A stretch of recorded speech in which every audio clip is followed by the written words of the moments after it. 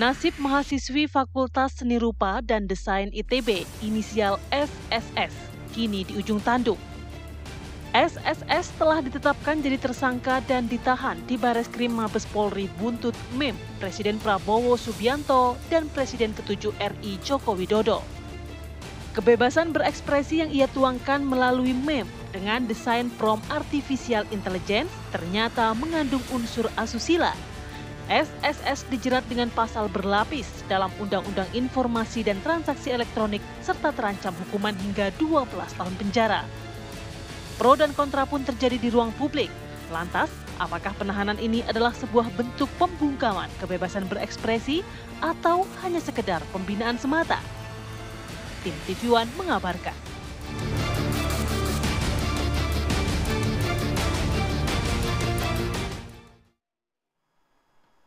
Pemirsa, Polri mengumumkan penangguhan penahanan mahasiswi dalam kasus meme Presiden Prabowo Subianto dan mantan Presiden Joko Widodo. Dan berikut pernyataan selengkapnya. Bahwa pada hari ini, rekan-rekan sebagai perkembangannya, hari Minggu 11 Mei 2025, penyidik berdasarkan kewenangan telah memberikan atau melakukan penangguhan penahanan terhadap tersangka. Penangguhan penahanan ini diberikan oleh penyidik tentunya mendasari yaitu pada permohonan dari tersangka melalui penasehat hukumnya ya, serta dari orang tuanya. Juga berdasarkan atas itikat niat baik dari tersangka dan keluarganya untuk memohon maaf karena telah terjadi kegaduhan. Juga permohonan maaf ditujukan kepada Bapak Prabowo dan Bapak Jokowi serta kepada pihak ITB di mana yang bersangkutan sangat menyesal dan tidak akan mengulangi perbuatannya. Kemudian juga penangguhan penahanan ini diberikan tentu mendasari pada aspek atau pendekatan kemanusiaan ya, dan memberikan kesempatan kepada yang bersangkutan untuk melanjutkan perkuliahan. Ya pemirsa, kasus ini tentunya mengingatkan kita semua ya, bercanda ada batasannya. Hati-hati jarinya. Hati-hati. Gitu ya. Ketika jempol lebih berbahaya daripada mulut begitu. Nah, untuk membahasnya tentunya di pagi hari ini kami sudah kedatangan 2 tamu spesial. Ada siapa saja, Putri Windasari? Ada Bang Habibur Rahman, Ketua Komisi 3 DPR RI, politisi Partai Gerindra. Assalamualaikum, selamat pagi Bang. Assalamualaikum, selamat pagi Bang. Udah lama nggak jumpa Bang Habib ini ya. Sampai lupa tadi jalan ke sini. Untung nggak nyasar begitu ya. Hampir nyasar. Nggak lupa tapi kan Bang? Nggak lupa. Oke. Di sebelahnya ada Mas Heri Firmansyah, pakar hukum pidana Universitas Tarumanegara. Selamat pagi, Assalamualaikum Mas Heri. Selamat pagi, waalaikumsalam warahmatullahi wabarakatuh. Mungkin langsung saja lah ya, saya ke Bang Habib. Bang Habib, tanggapannya nih, mahasiswi bikin meme yang dianggap tidak senonoh, kemudian ditahan walaupun sekarang sudah ditangguhkan penahanannya. Ya, saya adalah orang yang memberikan penjaminan untuk penangguhan penahanan tersebut. Karena memang pertama ketika melihat meme tersebut ya, tentu kita sedih ya. Bagaimanapun Pak Prabowo adalah pemimpin bangsa ini, juga Pak Jokowi dibuat meme yang sangat-sangat tidak pantas. Tapi kita paham dalam berhukum kita nggak bisa hitam dan putih. Nah setelah proses ya, ada keluarga korban juga mencoba menghubungi saya. Saya tahu bahwa memang sepertinya ini feeling saya nggak ada mens rea ya, untuk mempermalukan, untuk menghina. Jadi ada. kalau dari keterangan keluarga apa Bang? Ya, dan yang bersangkutan dikatakan menyesali perbuatannya, bahwa sudah berekspresi yang dianggap melewati batas, ya kan ya.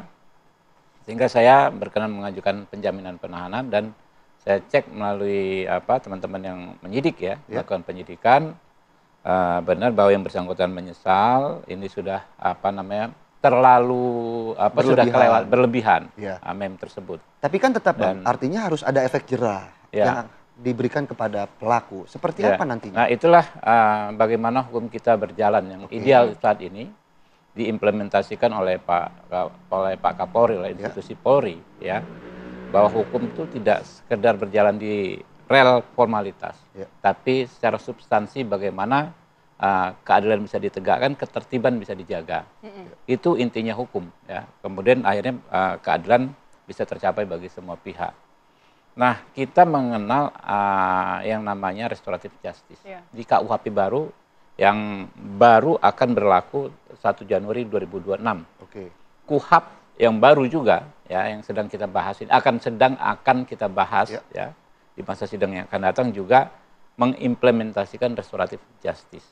Jadi perkara-perkara seperti ini, kalau di masa lalu pertanyaan Filipus benar, ini semua unsur terpenuhi, ya kan? Kok dibiarkan saja, gitu kan, ya? Tapi dengan konsep yang baru, konsep berhukum kita yang baru, yang mengedepankan restoratif justice, ya kan, rekonsiliasi, ya seperti itu, maka proses formal tentu berjalan, tetapi yang substansinya apa, gitu loh.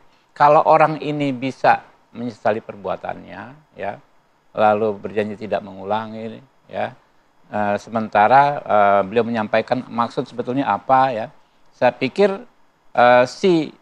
di pihak sebelahnya, ya, orang yang merasa dirugikan, bisa mempertimbangkan, ya. Bahkan kita mengenal di KUHP baru nanti ada di KUHP baru maupun di KUHP baru ada yang namanya judicial pardon, ya, permaafan judicial. Jadi semua perbuatan terpenuhi, tapi nanti bisa diputuskan tidak menjalani hukuman.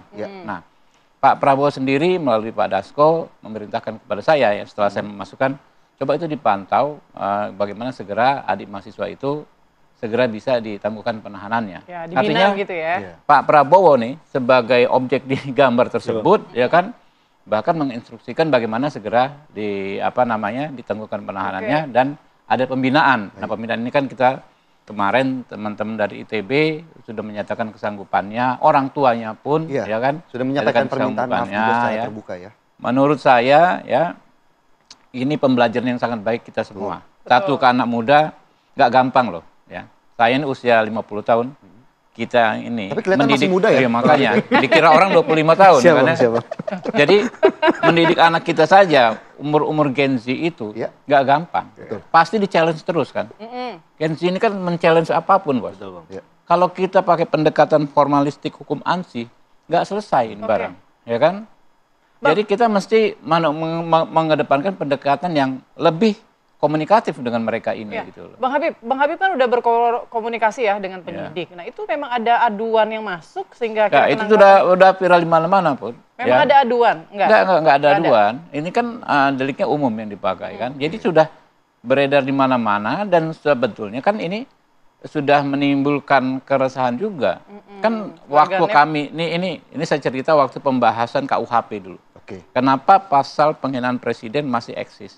Walaupun dengan KUHP yang baru kita bikin, Pak, ya, Om, Bro, kita bikin lebih rumit untuk diterapkannya karena harus lewat restoratif justice. Ya, kenapa harus eksis? Karena ini kan simbolisasi perwakilan orang, banyak yang memilihnya, gitu kan, ya. Filipus kan dulu pilih saya.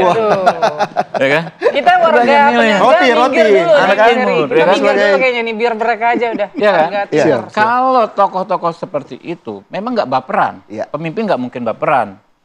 Tetapi pendukungnya bisa saja emosi dan lain sebagainya, sehingga menimbulkan nanti bisa bahkan sampai kerusuhan fisik. Orang gara-gara klub bola saja bisa berantem, bisa berkelahi, apalagi gara-gara persoalan seperti ini. Nah, inilah kita ini secara pasti, ya, walaupun memang nggak terlalu cepat, ya, berjalan menuju ke arah perbaikan nih dalam konteks kita berhukum.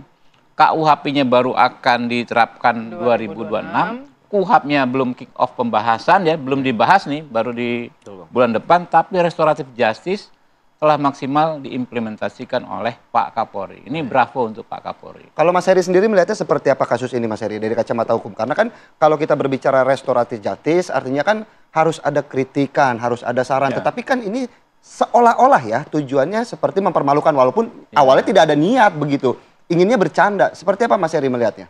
Agar aman, sebelumnya saya harus mendeklarasikan bahwa saya ini pecinta Pak Prabowo dan Pak Jokowi. Warga Timur bukan? Ya, warga Timur juga.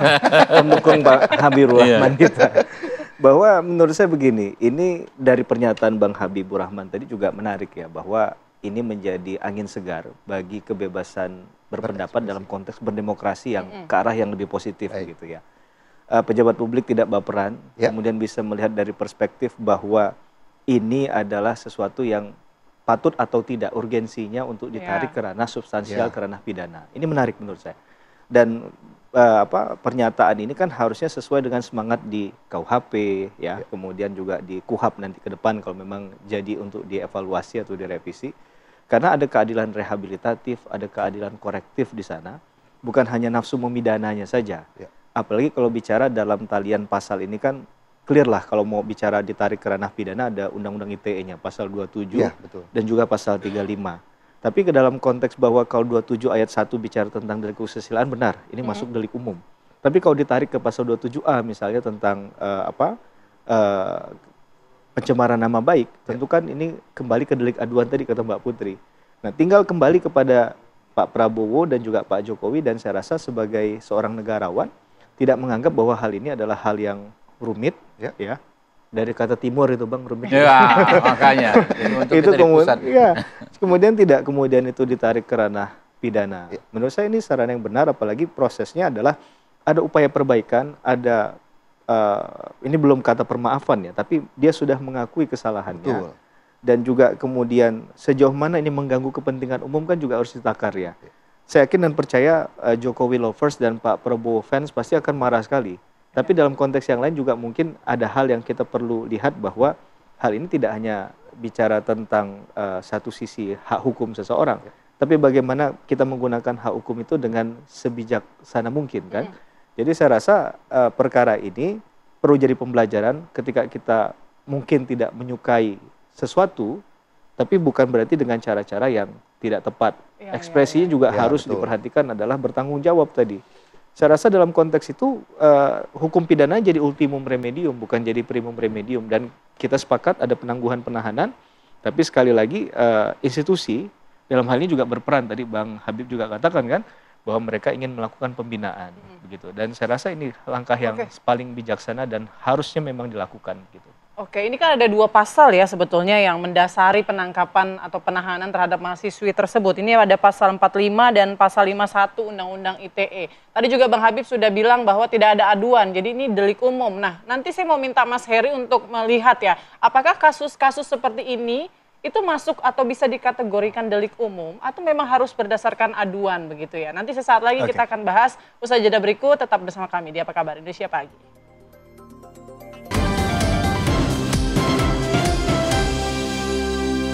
Kami juga sudah melakukan komunikasi dengan pihak orang tua, kemudian juga ada ikatan orang tua mahasiswa di ITB itu, kemudian juga kami sudah bertemu dengan keluarga mahasiswa ITB pada hari Jumat.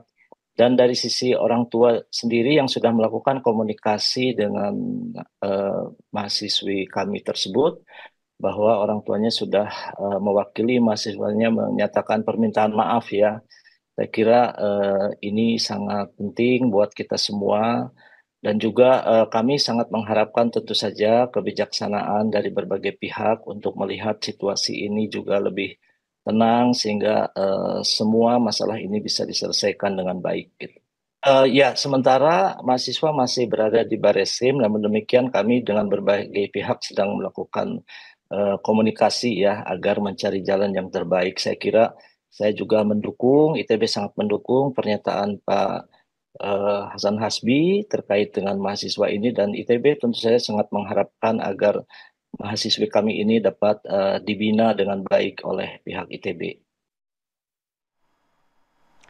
Ya, saya mau langsung ke Bang Habib. Bang Habib, tapi sebenarnya gini, kan ini banyak juga yang warga jadi khawatir, wah ini jangan-jangan nanti kalau saya mengkritik bakalan ditahan juga, atau mungkin terlalu pedas ditahan juga. Nah, sejauh mana nih batasan antara kritik atau satir terhadap pemerintah begitu atau pejabat publik? Apakah kasus ini memang sudah melanggar prinsip dari kebebasan berekspresi tadi atau bagaimana, Bang? Ya, saya sampaikan kalau hukum itu kan antara actus reus, perbuatan, dan mens rea.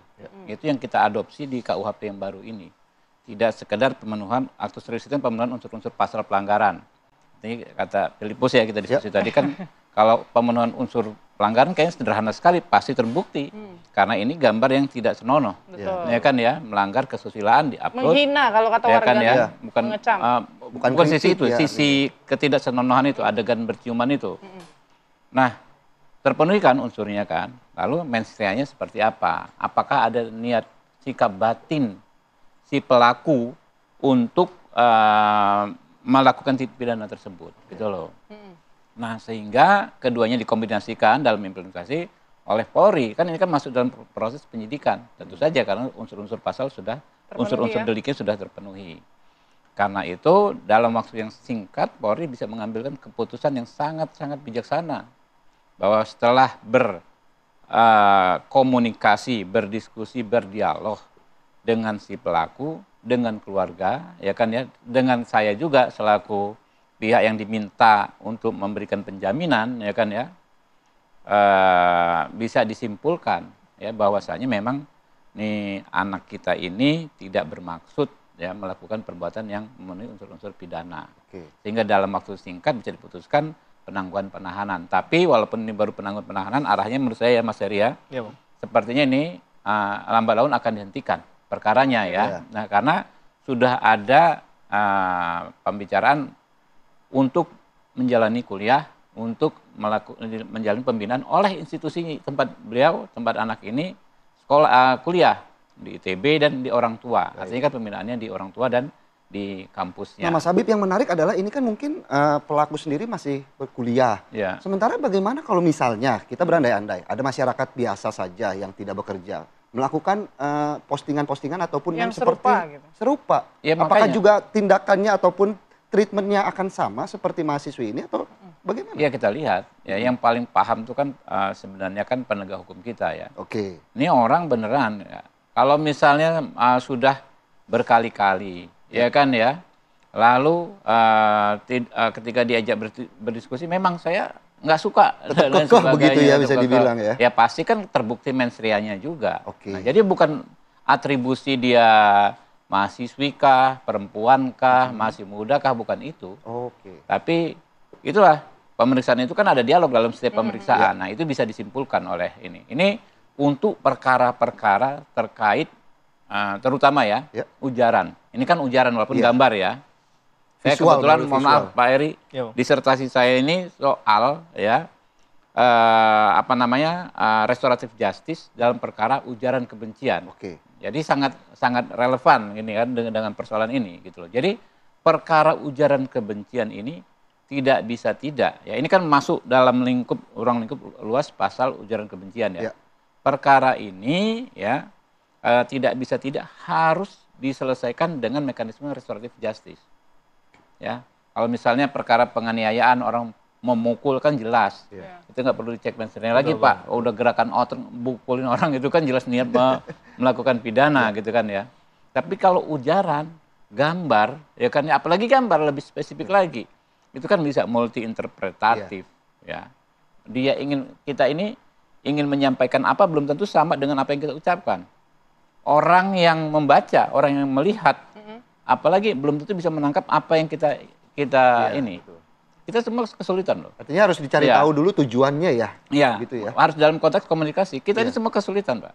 Dalam konteks tulisan ya, menyampaikan apa yang ada di pikiran kita dalam bentuk tulisan. Apalagi singkat, spontan dan lisan kan. Media sosial itu kan spontan dan lisan. Nggak ada mekanisme redaksi, nggak ada mekanisme editing.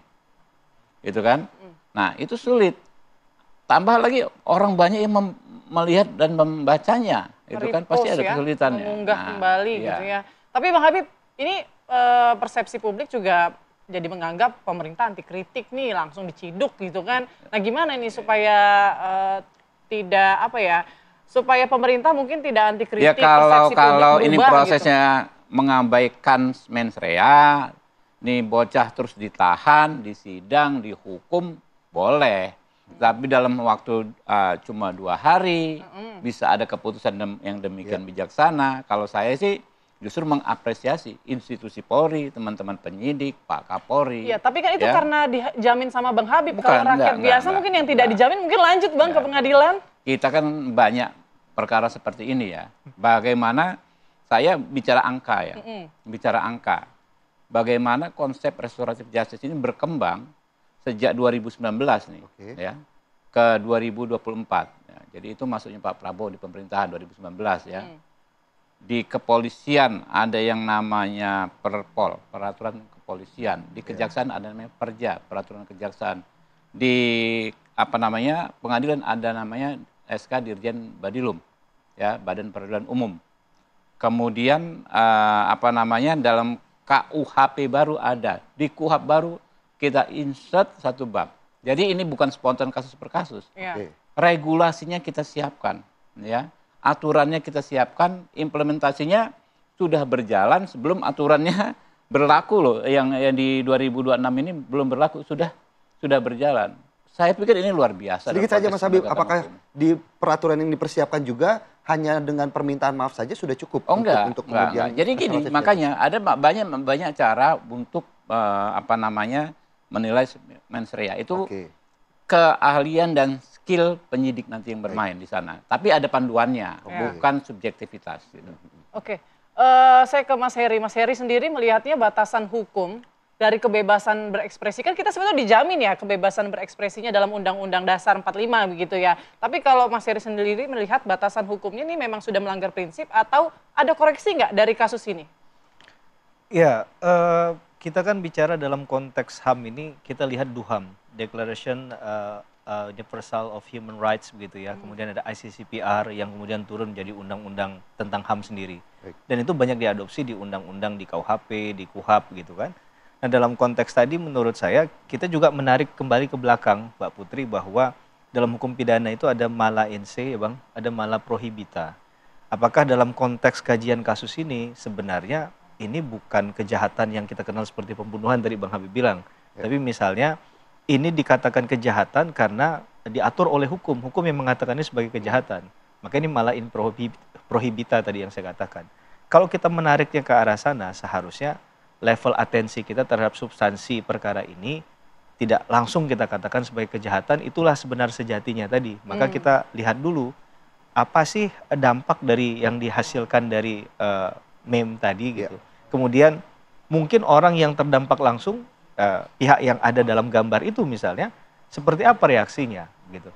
Nah, ketika ada tindakan dari seorang penegak hukum untuk memproses ini, itu kan mungkin yang jadi reaksi masyarakat gitu kan. Ya, tapi dalam konteks bahwa ini penegakan hukum yang seharusnya dilakukan dengan dasar dasar hukum yang digunakan tadi adalah aturan undang-undang.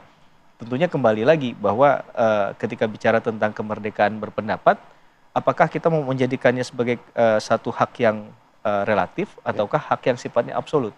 Kalau absolut kan berarti nggak bisa diatur sama sekali. Sedangkan ketika kita bernegara memang ada aturan undang-undang yang harus kita taati. Maka ini penting dalam hal tidak hanya membuat undang-undang, tapi dalam pelaksanaan menerjemahkan dari undang-undang itu kan harus dipahami oleh mereka yang berada di lapangan ya.